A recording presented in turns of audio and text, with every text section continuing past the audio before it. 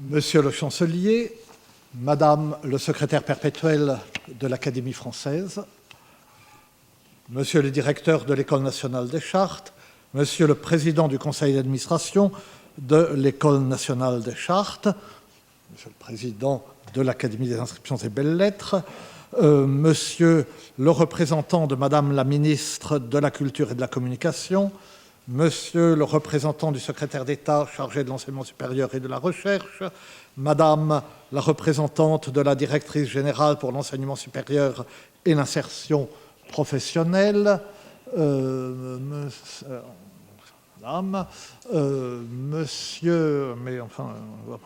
Monsieur le directeur de l'École normale supérieure, mais je ne suis pas sûr de le voir, Monsieur le directeur de l'Institut national du patrimoine, Monsieur le directeur de l'École pratique des hautes études, Madame la doyenne de la section des sciences historiques et philologiques de l'École pratique des hautes études, et les autres personnalités que je devrais saluer et que j'oublie grossièrement, les anciens directeurs de l'École des chartes, Madame le conservateur général des manuscrits de la Bibliothèque nationale et tant d'autres.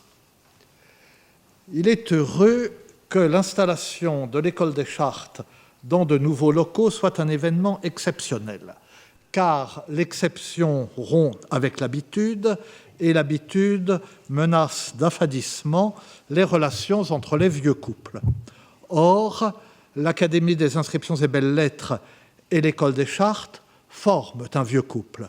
Elles sont même à l'image du plus vieux des couples, puisque dès sa création, l'École des chartes a été comme attachée à l'Académie des inscriptions et belles-lettres, qui pourrait dire d'elle, comme Adam le disait d'Ève, « Celle-ci est l'os de mes os et la chair de ma chair ». Dès la fondation de l'École des chartes, puis sous la monarchie de Juillet, soucieuse, sous l'impulsion de Guizot, d'organiser avec rigueur et efficacité l'enseignement supérieur, spécialement les études historiques, les liens entre la jeune école et l'Académie des inscriptions et belles-lettres sont constamment affirmés et officialisés. Ainsi, une ordonnance de Charles X du 11 novembre 1829 stipule que l'École des chartes publiera chaque année un volume de documents traduits par les élèves qui portera le titre de bibliothèque de l'École des chartes, ainsi qu'un volume de charte nationale, l'un et l'autre, sous le contrôle d'une commission de 6 membres, dont le secrétaire perpétuel de l'Académie des inscriptions et belles-lettres et 2 autres membres de cette académie, donc la moitié de cette commission. Et une ordonnance de Louis-Philippe, en date du 1er mars 1832, dont le premier considérant est que l'Institut a la charge de suivre les travaux historiques et littéraires qui ont pour objet l'utilité publique et la gloire de la France. Cette ordonnance rapporte l'ordonnance de Charles X, mais maintient cette commission dans sa composition initiale.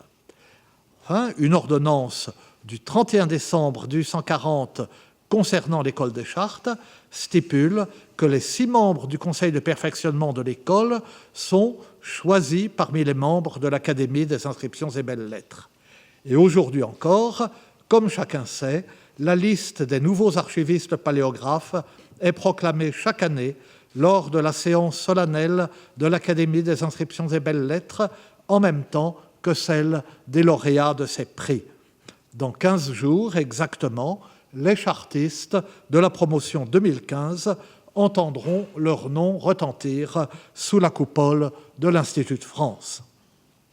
Mais les liens entre les 2 institutions vont bien au-delà de textes réglementaires ou législatifs. Ils sont tissés avant tout par une vocation commune. Lorsque la réforme de 1701, complétée en 1704, a fait de l'Académie des inscriptions et médailles, chargée de trouver les devises latines et françaises qui seraient gravées sur les monuments et les médailles du roi, une académie vouée aux travaux d'érudition historique et philologique, elle a défini en même temps ces 3 grands domaines de compétences: l'Antiquité classique, l'orientalisme, le Moyen-Âge. L'Antiquité classique, parce qu'elle paraissait alors le fondement et le modèle insurpassable de la civilisation, L'orientalisme, car à travers le monde biblique pour le Proche-Orient, à travers la découverte de civilisations différentes et extraordinairement évoluées pour l'Extrême-Orient, l'Europe comprenait que la mesure du monde, sa connaissance et sa compréhension passaient par l'étude de l'Orient. Le Moyen-Âge, parce que là étaient les racines de notre histoire nationale et parce qu'il était alors en continuité avec le présent. Ses lois, son organisation sociale étaient encore vivantes. Les rois de la troisième race occupaient le trône de France. La rupture de la Révolution n'avait pas encore eu lieu. Créée par la Restauration et vouée avant tout au départ à l'étude du Moyen-Âge, l'école des Chartes était peut-être invitée à ignorer cette rupture. Il est vrai que lorsque plus tard, les légitimistes ont refusé de servir un État désormais privé précisément de légitimité à leurs yeux, ils faisaient deux exceptions pour l'armée, qui est la défense du pays, et pour l'école des Chartes, qui est sa mémoire. J'ai encore connu des familles qui laissaient sans déplaisir leurs rejetons, et surtout leurs rejetonnes, si je puis dire, préparer l'école des Chartes, mais qui n'auraient pas souffert, ou dans l'autre sens du mot qui aurait souffert, qu'ils préparassent l'école normale supérieure créée par la Convention. J'ai tort de céder à ces lieux communs, car un récent article de Jean-François Delmas, le conservateur de Linguimbertine, lui-même chartiste, s'attache à montrer combien est inexacte l'image du chartiste d'opinion conservatrice et de milieu aisé. Son article avait été précédé en 2001 par un très bel article de Laurent Ferry, le conservateur des manuscrits et des livres rares de Cornell, justement dans la bibliothèque de l'École des Chartes, sur le chartiste en littérature. Donc Jean-François Delmas montre combien est inexacte l'image du chartiste d'opinion conservatrice et de milieu aisé. Il multiplie, à l'appui de sa démonstration, les exemples de chartistes pauvres aux idées avancées, mais sans avoir le loisir, bien entendu, de présenter les contre-exemples qui ont donné naissance à cette illusion déplorable qu'il combat. Ils existent. Pourtant, ces contre-exemples.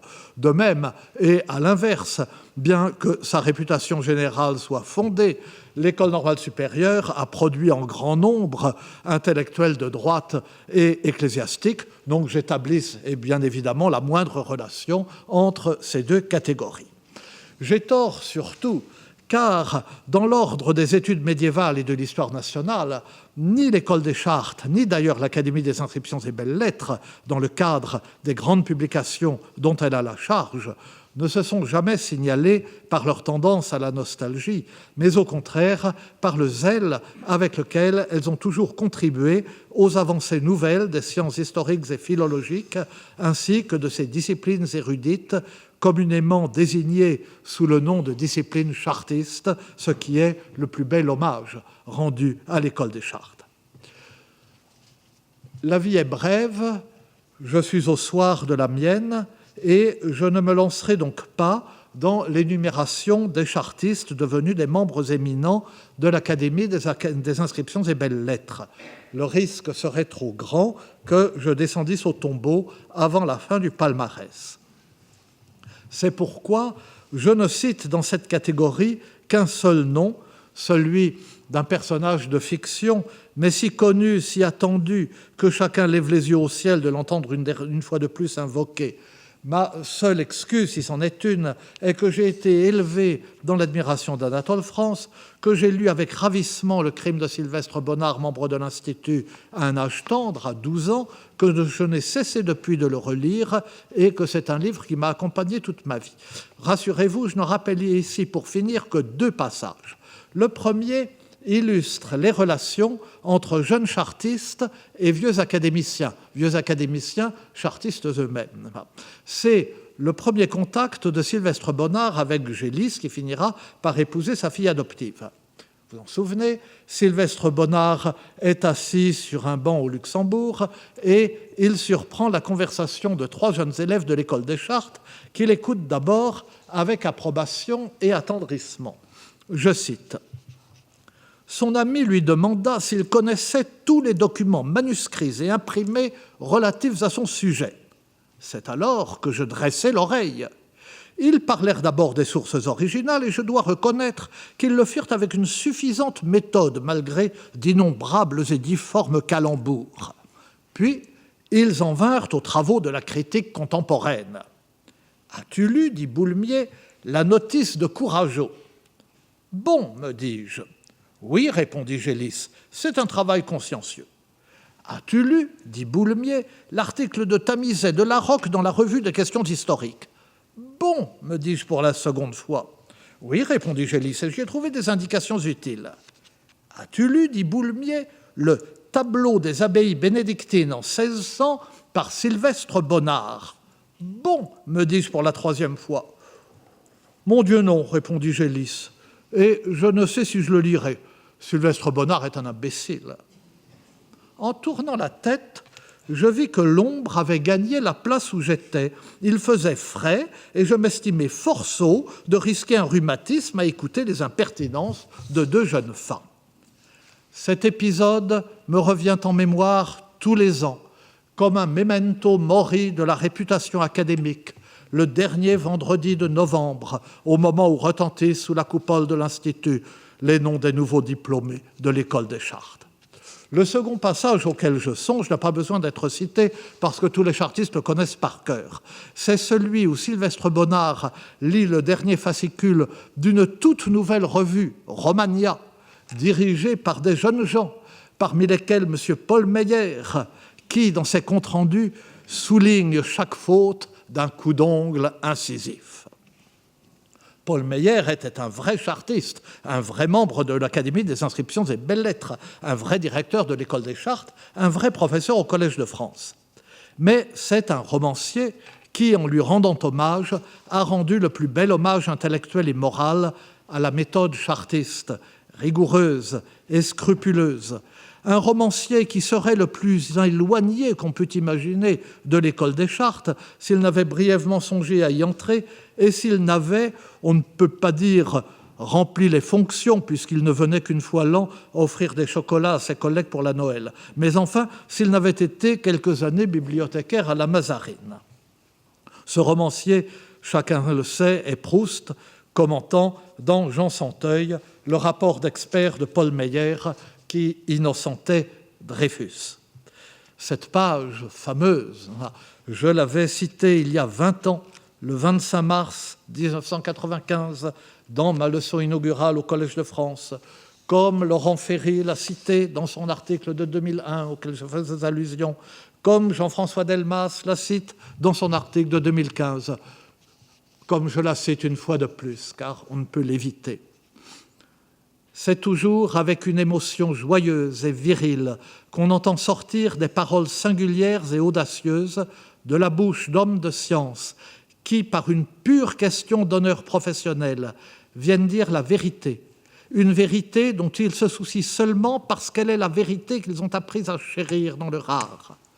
Ainsi, M. Paul Meyer, qui sans doute jusque-là se souciait fort peu de Zola et ne se serait pas dérangé une minute pour lui, et qui peut-être était l'ami intime du ministre de la Guerre, défendra avec une joyeuse sympathie Zola, qu'il a reconnu être dans la vérité, et à toutes les pressions, tous les arguments de l'autorité militaire, opposera un certain nombre d'assertions sur certains déliés, certaines courbes, et conclura « Je jure que ce ne peut être l'écriture de Dreyfus ».